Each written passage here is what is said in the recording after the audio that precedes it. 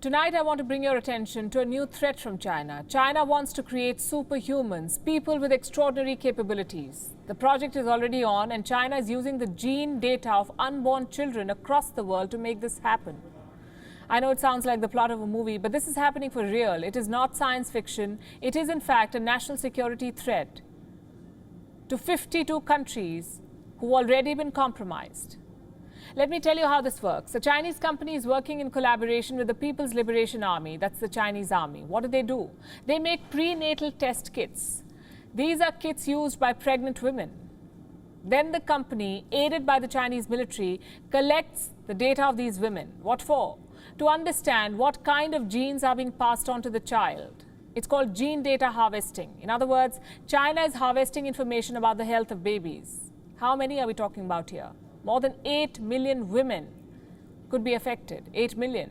Not just in China, but across the world. 52 countries to be precise. Pregnant women in 52 countries across the world have potentially fallen victim to this Chinese operation. So what will China do with all this information? Their gene data. Use it to infuse superhuman capabilities into the Chinese military. You could say they want genetically modified soldiers. It's as scary as it sounds. The last time they tried to modify a virus, the world got a pandemic. Imagine them trying to modify humans, create superhuman variants. It's insane. It's also a threat that must be spelt out. So here's what we know. Our story begins with China's BGI group. BGI stands for the Beijing Genomics Institute. It's a Chinese genome sequencing company. A genome is basically a person's genes. And this company, BGI, is in the business of studying genes. The BGI group, along with the Chinese military, developed a prenatal test. Pregnant women are given these tests for information about the health of the mother and the baby. It's a fairly common practice. It helps in detecting abnormalities in a fetus, like the Down syndrome, for example. Now, this particular test, developed by China's BGI group and its military, is called Nifty. It was launched in 2013. Today, Nifty is one of the top-selling prenatal tests in the world, and this is where the problem begins. When a woman takes the Nifty prenatal test, her gene data goes to the BGI group. They actively collect it. Later, this very same data is shared with the Chinese government, more specifically with some institutes run by the government of China. Like I said, more than 8 million women have taken this test worldwide. The BGI group is said to have sent leftover blood samples to its lab in Hong Kong, and the genetic data from clients is then being used for population research. The data is being stored at the China National Gene Bank in Shenzhen. This gene bank is funded by the government of China. It is run by the BGI group. This test is sold in 52 countries. India is one of them. It's not yet clear if data from India has made its way back to China. But this is what Reuters found. Genetic data of more than 500 women from Europe and Asia ended up at the Chinese gene bank. We cannot confirm if there's more, but whatever the number, is this even legal? Apparently it is. Reports say the company, the BGI group, got all the women to sign consent forms before they took the test. It's a fact that most people do not read the fine print, and it's also unfortunate because according to the test's privacy policy, the company can share all the data they collect with the Chinese government. Here's what it says.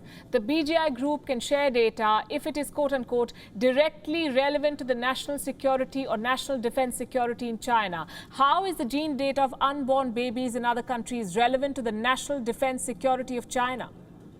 It defies logic. But this is the pretext that the company uses. Chinese national security. And this is how the Chinese state gets access to genetic data of babies across the world. Mothers who have taken the test are now concerned. One of them is Emilia, a 32-year-old citizen of Poland who took the BGI prenatal test. Emilia says she had read through the company's forms before agreeing to the terms, but she had no knowledge that the Chinese state has the power to access her child's data. I have to admit that the news that my data could have been taken over by the Chinese government is shocking for me. After reading the form, I had the impression that I was well informed about the test and how the data would be used. I would like to know if they are aware that these samples are probably being sent further on and why they aren't telling their patients about this. This could be a very important matter when choosing a test. For me, it would be.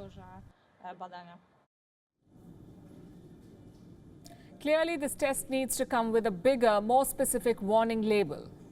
And if you're scared about the prospect of the Chinese state gathering data about unborn children, wait till you hear what China wants to do with this data.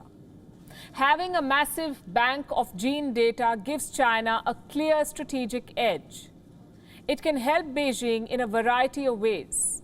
With this data, they can develop better pharmaceuticals. But that's not the end game.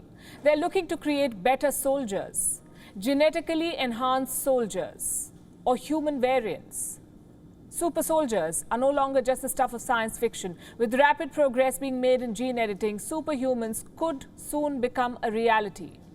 Gene editing is a method by which scientists can change the DNA of living beings, plants, bacteria, animals. In humans, they could change physical traits and cure diseases. At least that's the promise that's being made. But we've seen how gene editing can also go horribly wrong.